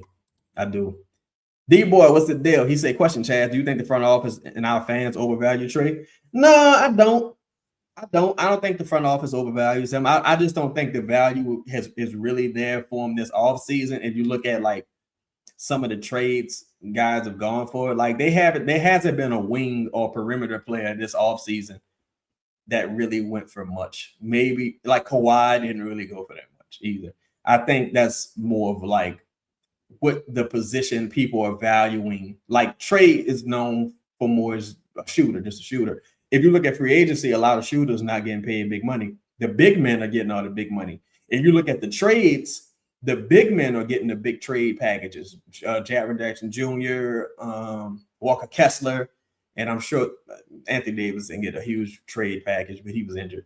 But, guys like that, larger players are getting those trade packages, whereas perimeter players are kind of getting traded for pennies on the dollar, in my estimation. Baskerville, what's the deal? He said, honest question. With free agency going how it is it any center remaining better than Messi? I think it just depends, right? Because I think Wendell Carter Jr. is a more. I'm not Wendell Carter Jr. I think because they don't have to be a center. It just has to be a front court player that can rebound, like Tyree Easton, for example. But I think Marvin Bagley is more versatile than Yves Messi. But that's the thing too. It's like it just the front court starts to get a little crowded when you look at everything objectively. That's why like somebody gotta go. One of the perimeter players have to go, I think, because let's say Sadiq Bey, if you're playing lineups with Sadiq Bey at the 4, who's the 5, and then which 4 on your roster is sitting in those minutes? Are you going to do a 2 big lineup? So if you're doing a 2 big lineup, which perimeter player is sitting in those minutes? Like, you know what I'm saying? Especially when you ain't got no shooting, because I imagine you're going to want to play. Thank you, Dakari. I appreciate it. I imagine you're going to want to play your shooters as much as possible on the floor, especially if you're playing Zion or Fears. So it just get a little, it just get a little interesting. That's why I do think they probably got like one perimeter player too much that don't answer the needs. Like, and that's kind of, unless you count on Bryce McGowan's taking a huge step. But see, that's the thing. It's not even Hawkins, Jordan, because it's funny your name is Jordan. It's not even Hawkins because you could just not play Hawkins, like realistically. But if you're talking about perimeter players, like I would love for them to trade for Sabonis spectacular. To me, that would make this a home run offseason, in my opinion. But you're talking about Bryce McGowan's, Poole, Trey, Sadiq Bey, Zion. I'm probably missing somebody. Maybe Micah Peavy, maybe. That's 6 perimeter players, and I'm probably missing somebody. So did I say Herb Jones? If I didn't say Herb Jones, that'd be 7. That's a lot of perimeter players that probably all should, and DeJounte. So that's a lot of perimeter players that probably should play. Let's remove DeJounte. But still, it's like 6, 7 perimeter players that all should play some minutes. And a bunch of them don't necessarily answer your shooting equation. So a couple of them guys don't need to be there, or at least one don't. And I think that I would be Herb Jones, to be honest. Shout out to everybody in the building, man. Make sure y'all tap that like button. Yeah, but I would love for them to trade for Sabonis at this point. I'm be interested in seeing what the Raptors end up doing. You say, I'm Don Guillory, say you don't think DeJounte play for the Pels? Whew, I don't know. I think he's gonna suit up. I really do. Mr. Hennessy say Hawkins should be told to stay home like Houston did with John Wall. I think if you do a stretch and wave, it's only like a $2 million cap hit. That would get the Pelicans to like close to $13 million, if I'm not mistaken. Like, it'll give the Pelicans like an extra $4 million to work with, and you could and it opens a roster spot. To me, it's the most logical decision. I don't know if they'll do it. Maybe they got other plans. Maybe they got trades lined up, and they would do. It's presumed that the front office not working. Like, no, they're working. Some of their hands are a little tied behind their back because you got Poole, who had a bad season. DeJounte coming off an injury. Herb had a bad season. Jordan Hawkins had a bad season. So their hands kind of tied behind their back. They ain't working with the best assets, but I'm sure they're working. Brian, what's the deal? He said, I'm sorry, Chad. I've been watching the World Cup. I just saw your headline on my notifications. What the F is going on? Yeah, that Jaylen Brown trade is insane, bro. It's insane. The reason I put Trey Murphy in the caption is because some people were asking, could the Celtics potentially reroute those picks to the Pelicans in a trade for Trey Murphy? I don't think those firsts are necessarily appealing enough. I really only like one of those firsts. Like, honestly, I think Boston ain't really get shit, like, talking about it. They must have really just wanted to get rid of Jaylen, and I think the timeline made some sense. Like, because I think they're planning for the post-Paul George timeline. Even if going into next season, if Paul George pick up his option, which he probably will, that's a huge expiring contract, like 50-something million expiring. That's fucking crazy. That's insane. Like, that's a lot of money expiring, to be honest.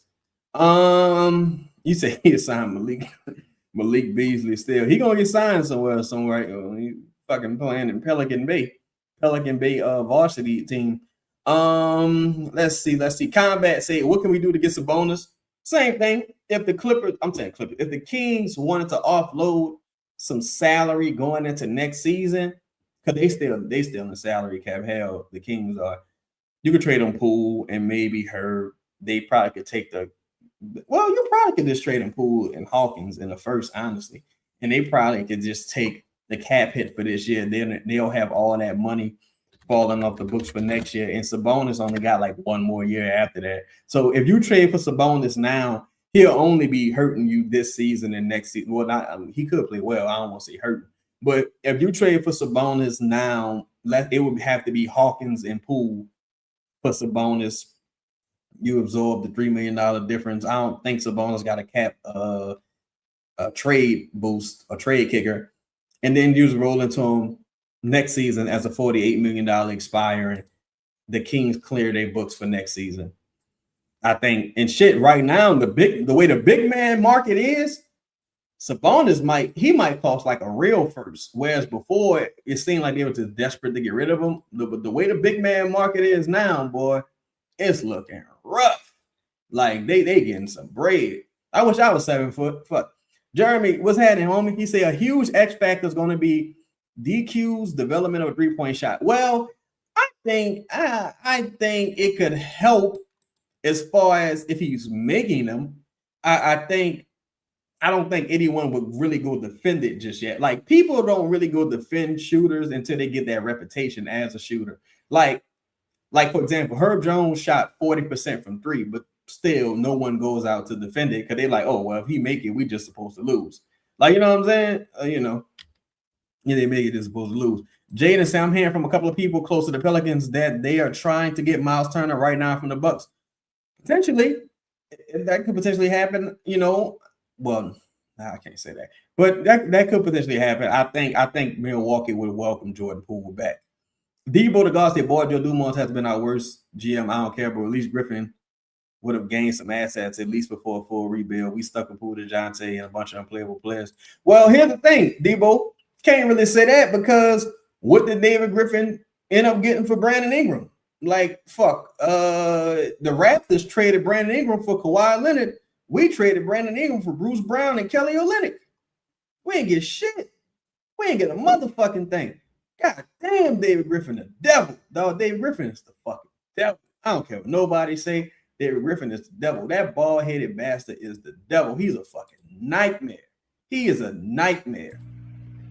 Santa baby, the slip was stable under the tree for me. Been an awful good girl, Santa baby. Just hurry down the chimney tonight. Yeah, that nigga the devil. But get to these last two questions.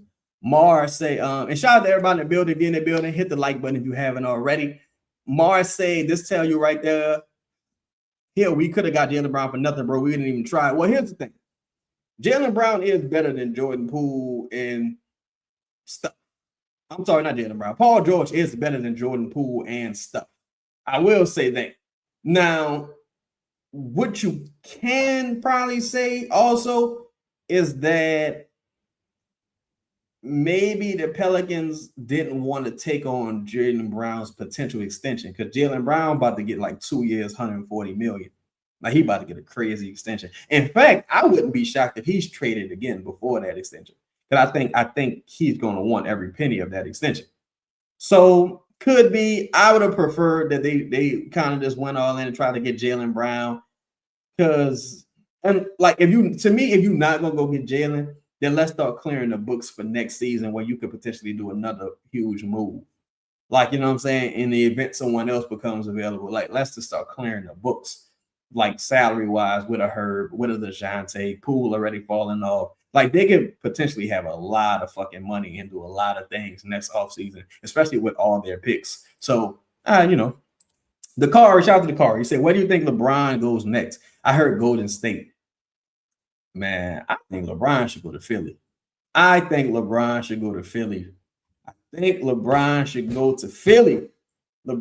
go to Philly. And because look, the Jordan chase shit, that shit is dead. Like, you know what I'm saying? Jordan is Jordan. You never catching Jordan. But if LeBron go to Philly, I think I got them as the favorites to win it all. I got them as the favorites to win it all, honestly. And Philly probably still make another around the margins move here and there. But if LeBron go to Golden State, I don't think it changes anything for Golden State, to be honest. Like it would have to be vintage LeBron. And it's like, how many times you expect this man to do this? And that's if LeBron don't twist his ankle, if Steph don't twist his ankle, it would be tough, bro. I think he should go to Philly, honestly. Shout out to homie Jesse. Say make sure y'all hit that like button. Yes, indeed. Yes, indeed, man. Yo, much love to everybody in the building. I would say I don't want to use the word patience because it's like a bad word now at this point. I would say try to think about things objectively. Try to think of things objectively. It's a ton of things the Pelicans still can do. Like before I go, I'm gonna read y'all the list of free agents that's still out there. I'm gonna read y'all the list of free agents that's still available before I go. Right? That way you could be like, all right, damn, everybody not going. Because I think everybody kind of feel like people are gone. And it's like, no, there's a ton of motherfuckers still available. A ton of motherfuckers still available. Like, if I'm just going through names for free agents, like, let me see. Well, they need to update this, but Kuminga's available. Simon's available. Rui Hachimura, Matisse Thybulle, Gabe Vincent, Kenrich Williams, Zaire Williams. I think he's going to be all right somewhere. Batum, Drummond, Nick Richards, Kevin Love still available? Gary Trent Jr., Doug McDermott needs to stay available. Russell Westbrook still available. Marvin Bagley still available. Amir Coffey, Javonte Green. I don't want Javonte Green back, but Amir Coffey, Jashawn Tate. Let me see. They got a bunch of people that's still available that the Pelicans could realistically get, especially if they waive and stretch Jordan Hawkins. Now, if you want to talk about restricted, we'll talk about restricted free agency because this restricted free agency also has not been good for guys. Yet again, like restricted free agency been fucked up, like for a lot of players. I think it's going to be for years to come, right? Restricted free agency. Benedict Mathurin, Tyree Eason. We don't know where Jalen Duren going yet, but Benedict Mathurin, Tyree Eason, Peyton Watson still restricted. I think they extended Snead. Quentin Post is restricted. For the people who like Quentin Post, like there's a lot of players out there that's like, yo, you ain't signed no way yet. Like it's interesting. Like for me, if it was me, I would like the Pelicans to waive and stretch Jordan Hawkins. See if you can get like offer all that money to Tyree Eason. You probably won't take it, but offer that whole 14 to Tyree Eason. If it don't work out, whatever, try to get Marvin Bagley and Gary Trent Jr. Just try to do that. Get Marvin Bagley and Gary Trent Jr. and just go into the season trying to trim some fat around the edges potentially. Say, what about Mathurin to us? I think Ben Mathurin gonna want like 20. I think he gonna want like 20. It depends on what the Clippers trying to do because Brandon gonna be due for an extension soon. I think Brandon probably gets traded again. Rui would be a nice guy, like a nice addition. But see, that's the thing too. If you get Ben Mathurin or Rui, still somebody gotta go, dog. Like that's what it boils down to. Because one of these perimeter players won't be playing. Like that's the thing. Like either Bryce McGowan, Herb Jones, one of those two probably, or of course Micah Peavy. Like one of those three or two of those three will not be playing because the rotation not about to be no 12, 14 fucking people. Like you got to consolidate. You know what I'm saying? Got to consolidate. I like Ben Mathurin though. I like Ben. If they had the money to offer him like a short deal, like 360, I would do something like that potentially. Well, I don't even know. Well, matter of fact, I don't know about 20 because Ben didn't have a great season last season. I would probably offer him a motherfucking Sadiq Bey type deal, maybe like full MLE, maybe go up to as high as 18 million. Donnell, peace, homie. He say, why the team not being aggressive? I think behind the scenes, they being smart and methodical, but I also think like if you look at some of the deals that have been made, I'm just talking about free agency, not necessarily via trade. I don't know exactly what they're doing via trade, but I would say free agency wise, like Jock Landale for $14 million. I'm cool. Like wasn't Bogdanovich even on the minimum? I'm cool. This some of these contracts has been ridiculous. Like, and it's like I'm not paying that type of money. Dean Wade even got a great contract. Dean Wade got an excellent contract. I would like the Pelicans to try to get Max Strus, though. I would like the Pelicans to trade her for Max Strus and see if they can potentially get a second in return. Like that, to me, that would be nice. Because well, what up to Yaya? You save money going into next season. You get a 3-and-D guy who's still young, who just had a phenomenal postseason, can shoot the ball, can defend. I think he'll fit perfectly in what Jamal Mosley is trying to do. I think that'll be ideal. But shout out to everybody in the building, man. Much love and respect to all y'all. Make sure y'all hit that like button. Don't, just kind of calm your nerves a little bit. I understand. That's why I try to speak for the fan perspective, like for the things I'm seeing on Twitter, the messages I get from people, and I try to speak from my perspective. That being like, okay, let me look at everything and everything I've heard and try to put all this together. From the fan perspective, I understand the frustration. I understand, you seeing big moves happen, and you want to be in the game because you just coming off back-to-back like 20-win seasons. But, I also say sometimes fools rush in because think about this. Last season, the big free agent signing the Pelicans made was Kevon Looney, and that shit didn't work out last year. It could have, not worked out for a number of reasons. And they also gave Kevon Looney $8 million.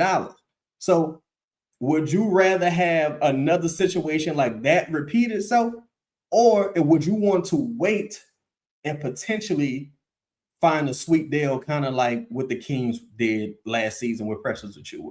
So try to keep that into perspective. If they don't make any moves, they will be back on here talking about what happened then. But it's day 2, ton of free agents still available, ton of ways to create more cap space, ton of trades that could still go down. Because again, Jaylen Brown was just traded, and they've been talking about trading Jaylen Brown since before the draft. Walker Kessler was just traded, and they've been talking about trading Walker Kessler since fucking 2 off seasons ago. Brandon Ingram was just traded again. Like LeBron, what's his name? Kawhi Leonard then fled the country. You know what I'm saying? He said Embiid ain't got no needs. But here's the thing. If you got Jaylen Brown in a reasonable center, you can say Embiid, look, just play about 40 games and we're going to just play you in the postseason. We ain't even worried about the regular season because no matter what seed we is in the regular season, we're going to bust some ass. Like, that's how I would play it if I was a motherfucking Sixers. Like, man, don't even worry about the regular season. Look, we got 2-3 years to win this ring. We're gonna go all in. Now, they took some losses too, though. Like Kelly Olynyk just went, not Kelly Olynyk, Kelly Oubre, he went to the Pacers. Quentin Grimes, of course, he went to the Lakers. They took some losses too. So them getting Jaylen Brown back is going to help, substitute for some of that. Brian Lane said, but what if they miss out on a guy that can produce for a cheap price? That's a good question. Well, I'll say it depends on whom, right? Because like Louisiana Gal spoke about earlier, a cheap price for another team ain't gonna be the same price for the Pelicans because you got to pay the New Orleans Pelicans tax. So a guy that would go somewhere for $6 million, he ain't coming to the Pelicans for $6 million. That's why I say what the Pelicans gonna have to do is kind of what's happening. Teams are spending all their money up, and there's only gonna be so many dance partners left for that salary. That way, once teams kind of like, for example, the Pistons can only offer Jalen Duren so much money right now. They can't offer him the full max, I don't think. And I don't think any team really can offer him the full max at this point. Like, you know what I'm saying? So it's going to be very interesting to see how that plays out. Brown, are you just saying LeBron to the Spurs, or did that just happen? They say because earlier they say the Spurs wouldn't have no interest in LeBron. I don't understand the Spurs really even getting Tobias Harris. Like I didn't understand that. Like I don't think they was missing a Tobias Harris type. You got Harrison Barnes and you got Champagne you just extended. Fuck you gonna do with Tobias Harris? Like I don't get it. Like whatever though. And you got Wendell. I'm not Carter. You got Carter Bryant. So why you need Tobias Harris? If anything, you need another center. But whatever, it's their money.